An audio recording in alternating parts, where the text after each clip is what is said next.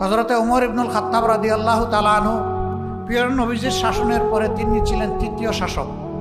দ্বিতীয় ছিলেন আবু বকর সিদ্দিক রাদিয়াল্লাহু তাআলা আনহু। তৃতীয় ব্যক্তি হযরতে উমর ইবনুল খাত্তাব রাদিয়াল্লাহু তাআলা আনহু। তার শাসনামলে রাজ্যের প্রয়োজন মেটানোর জন্য জাকাত নেওয়া হতো।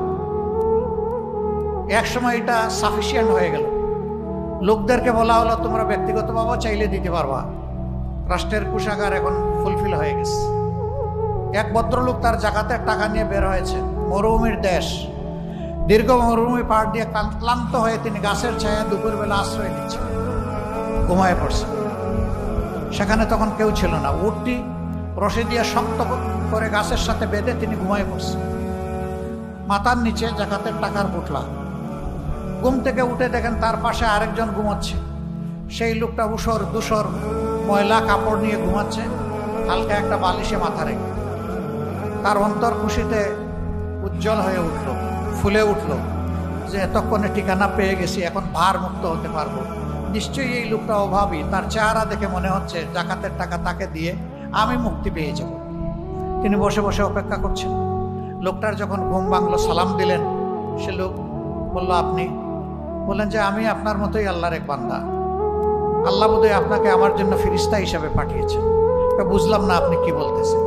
কয় ভাই, আমি কিছু জাকাতের অর্থ নিয়ে কয়েকদিন ধরে ঘুরছি, কিন্তু কোনো ঠিকানা খুঁজে পাচ্ছি না। কারে দিব, কে নিবে? যারে বলি হেই নেয় না। এখন আপনাকে দেখে মনে হয়েছে আপনার হয়তো বা কিছু প্রয়োজন আছে, আল্লাহ এইভাবে আপনাকে দিয়ে আমাকে সাহায্য করছেন, আমাকে মুক্ত করবেন। কয় ভাই, আপনার যে দশা আমারটা আরো খারাপ। আমি তো 15 দিন ধরে ঘুরতেছি, এই জন্য আমার চেহারার এই অবস্থা। আমার পুটলায়ও জাকাতের টাকা। That was the scenery. কেন হয়েছিল? সেখানে সমাজে ন্যায় বিচার কায়েম হয়েছিল।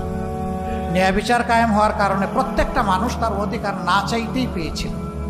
এইভাবে একটা সমৃদ্ধ সমাজ গড়ে উঠেছিল, যেই সমাজে যে যতটুকু সম্পদের মালিক ততটুকু নিয়ে সে সন্তুষ্ট ছিল, আরেকজনের সম্পদের দিকে সে দৃষ্টি দেয়নি।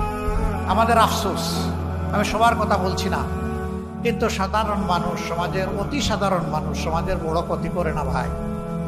এমনকি সিসকাচুর যারা, তারাও কোনো বড় ক্ষতি করে না। ডাকাতরাও অত বড় ক্ষতি করে না যত বড় ক্ষতি হয় একজন শিক্ষিত মানুষের দ্বারা। সকল শিক্ষিত মানুষ না, কিছু শিক্ষিত মানুষের দ্বারা, তাদের কলমের কুচায় জাতির কপাল এদিক থেকে ওদিকে ঢলে পড়ে।